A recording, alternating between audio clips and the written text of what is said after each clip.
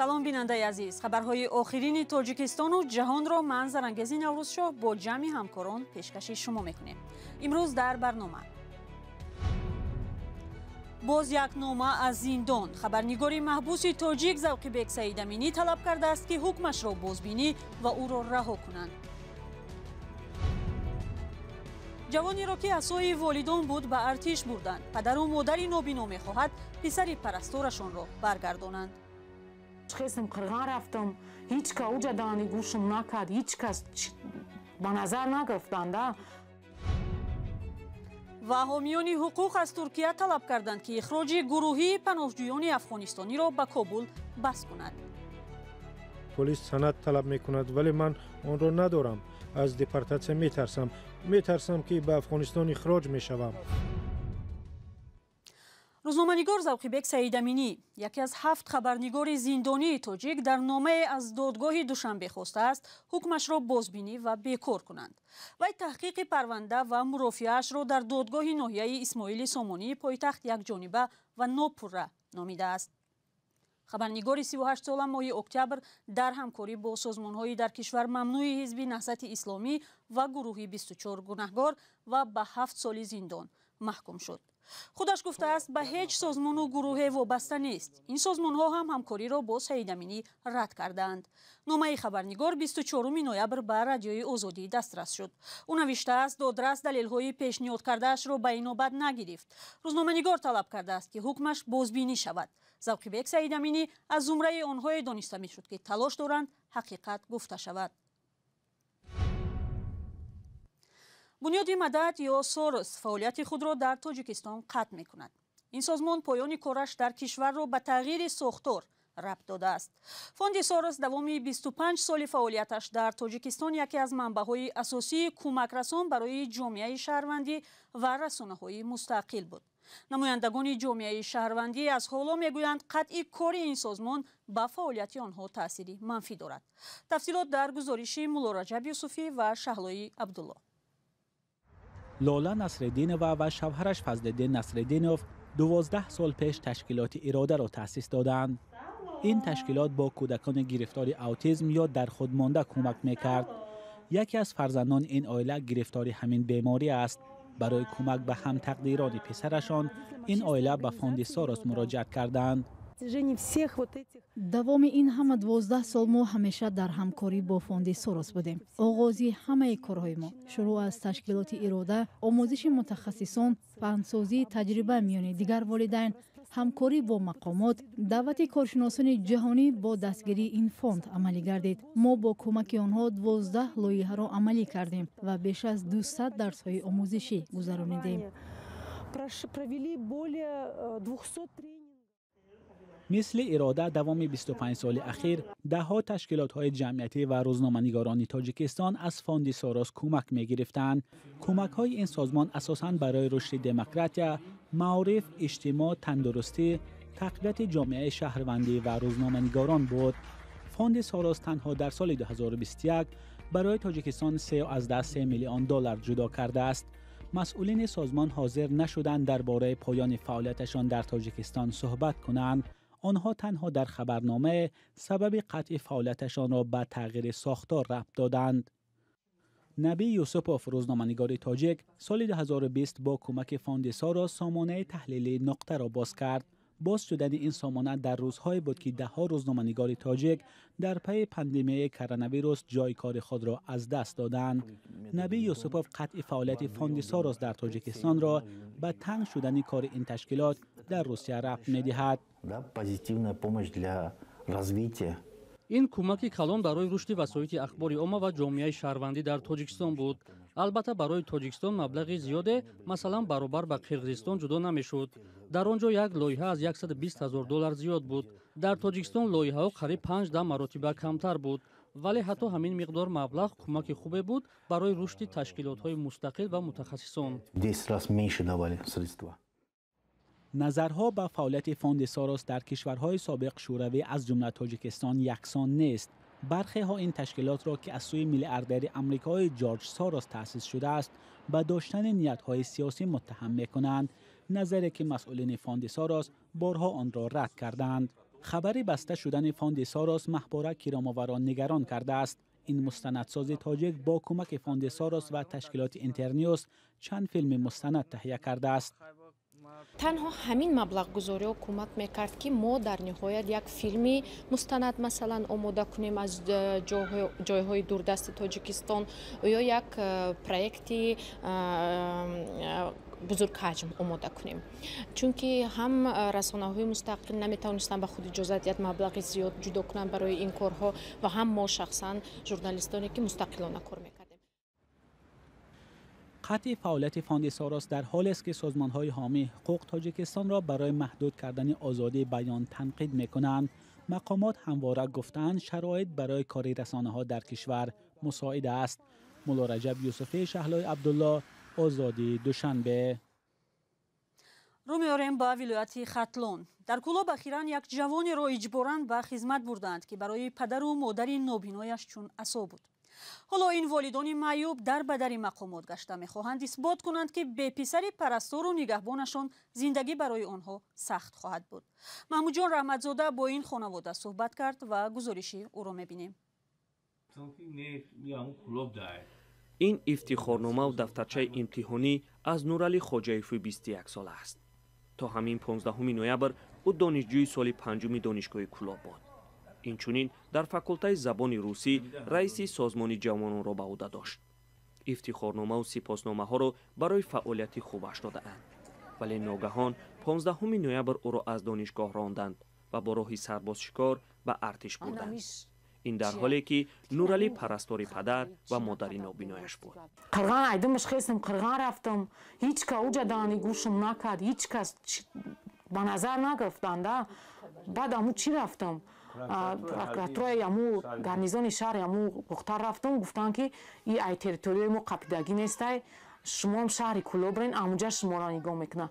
بعد این امروزی اومدیم عریضه کردم، دین رفتم نیسته، گفتن این امروز رفتم، عرضه مرا فضل‌زاده قبول کرد. پدر و مادر نابینا تلاش دارند پسر و نگاهبینشان به آنها برگردانیده شود. آنها دریغ میخورند که مقامات نگذاشتند فرزندشان تا چند ماه دیگر دانشگاه را ختم کنند. همسایه ها میگویند زندگی این پدر و مادر به نورعلی پیوند دارد، چون برادرش با 3 کودک گرفتار روزگار خود است. این مالی تنها میبینن آخه همون بچه یارده میکرد پدر مادرش، این پدرش میبور پلیمخر موش مثال پس میکرد با میوور با اوپوش میبور سرش میشوش همه امیور میکرد. نورعلی همین تابستان خانه‌دار شد و برای توی 15,000 سومانی قرض گرفته بعد درس ها در هر کجا کار میکرد تا قرضش را کند. این همین قرضدار که هسته های انامی حساب بچه مرا مثال همین راده و مقصد همین کاری برآمده همین را قپیدن، های پستی کلیستان قپیدن، همونجا قپیدن. نه دانشجو و نه پرستاری دو معیوب بودن پیش راه ابله‌ی نورعلی را برای خدمت حربی نگرفته‌اند. پدر و مادر میگویند با رفتن نورعلی از یک تکه نان دهانشان مانده‌اند. اکنون نورعلی در قسم مرزبانی ناحیه همدانی سرباز است. در این 8 روزی که نورعلی در خدمت قرار دارد پدر و مادر به دیدنش رفته‌اند. با وجود دیدار با نورعلی پدر و مادر نابینا میگویند که از شکایت دست نخواهند کشید. آنها به عدالت باور دارند. در دانشگاه هم حجت داده‌اند که او دانشجوی فعال بود. عادینما شریف‌ها و دکانی نورعلی در یک تماس تلفنی خارج شدن یا نشدن او را شرح نداد. اما حجت داده او دلالت از آن میکند که نورعلی دانشجو است و اخراج نشده است. قرار است دادستان حربی کلاب عریضه این خانواده را بررسی کند. خواهیم دید که نتیجه چی می شود. گزارش بود درباره به خدمت بردن جوانی که نگهبان پدر و مادر نابینا بود. شما هم اگر در این موضوع گفتنی دارید به ما نویسید. در ضمن بیننده های زیادی از ما خواهش میکنند که درباره دعوت تیرماهی خبر دهیم. بار اخیر مقامات روز 12 نوامبر از 81% اجرا شدن نقشه دعوت به خدمت اطلاع دادند. حالا معلوم نیست که نقشه پوره اجرا شده است یا نه. بر اساس فرمان دعوت تیرماهی به خدمت حربی تا 30 نوامبر ادامه میکند.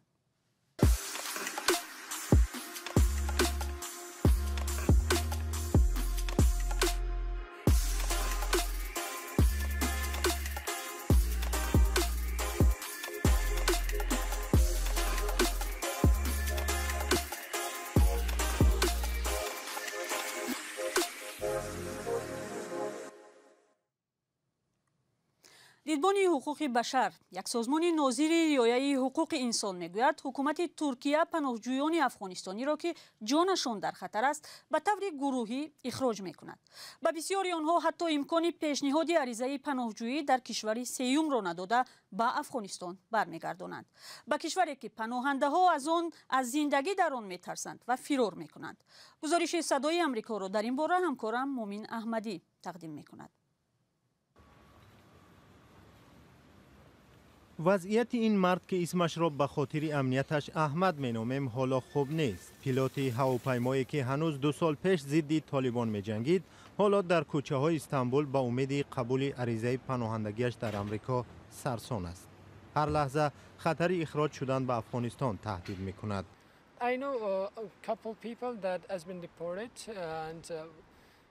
من چند کس را میشناسم که اخراج شدند و در بینشان نظامیان سابق هم بودند. طالبان هرچند میگویند نظامیان حکومت پیشینه را بخشیدند ولی چنین نیست. ما میشنویم که چنین افراد را جستجو میکنند، آنها کشته و ربوده میشوند.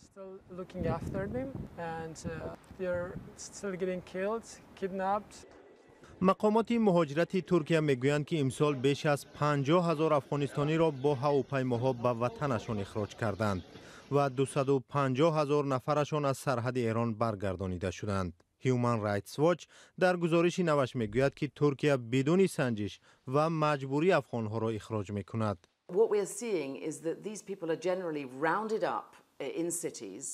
ما شاهدی آن هستیم که در شهرها هنگام عملیات گسترده پلیس مردم بازداشت شده به مرکزهای ویژه برده می شوند و آنجا مجبور سند بازگشت اختیاری را امضا می کنند. گزارش با نام هیچ کسی از من نپرسید که چرا افغانستان را ترک کردم بیانگر همین واقعیت است که با آنها هیچ امکانی برای پناهجویی عریضه دادن فراهم نشد.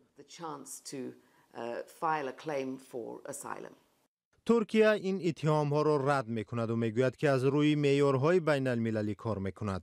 در این کشور حالا 4 میلیون پناهجو اساساً از سوریه به سر می برند. مقامات می ترسند که ناراحتی اهالی از افزایش مهاجران می تواند در انتخابات سال آینده تأثیر رساند. پناهجویان نوی که تازه از افغانستان به ترکیه میآیند نظر به مهاجران سوریگی بیشتر میشوند. از این رو حکومت ترکیه از موج نوی پناهجویان افغان هراس دارد. در آستانه انتخابات احتمالاً بازداشت پناهجویان افغان بیشتر می شود. مقامات اینچنین گفتند که اجازتنامه اقامت در استانبول نو کردن نمی شود. مهلت سند احمد هم همین ماه به آخر می رسد. ولی مصاحبه آخرین او برای گرفتن حق پناهندگی در امریکا چند هفته بعد است و او بسیار امیدوار است که نهایت به نزد عائله و 4 فرزندش می رسد. وقت کم است ولی من امید دارم که به امریکا می روم چون که عائله‌ام آنجاست. همیشه وقتی در کوچه می گردم می ترسم که پلیس سند طلب می کند ولی من آن را ندارم. از دیپورتاسیون می ترسم که به افغانستان اخراج می شوم. هفته های نزدیک سرنوشت احمد معلوم می شود. یا به افغانستان برده و با خطر مرگ روبرو می شود یا در جای دیگر حیات نو را با عائله‌اش شروع خواهد کرد. روزنامه‌نگار تحقیقاتگر قرغیز بولود تمیرов را از وطنش خارج کردند. بنا به خبری بخش قرغیزی رادیوی آزادی احتمال تمیرов را به روسیه اخراج کردند. تمیرов 18 اپریل یک تحقیقاتی را درباره شرکت پسر قمچیبک توشیف رئیس کمیته دولتی امنیت ملی قرغیزستان در تندرهای دولتی نشر کرد. یک روز بعد مقامات خبر دادند که نسبت تمیرов پرونده باز شده است. رسیدیم به پایان برنامه. برای همراهی تشکر و خبر و گزارش های بیشتر را با عکس و ویدیو در سامانه ما و صفحه های رادیوی آزادی در فیسبوک، اینستاگرام و تلگرام پیدا کنید. تا برنامه های بعدی، خدا نگهدار شما.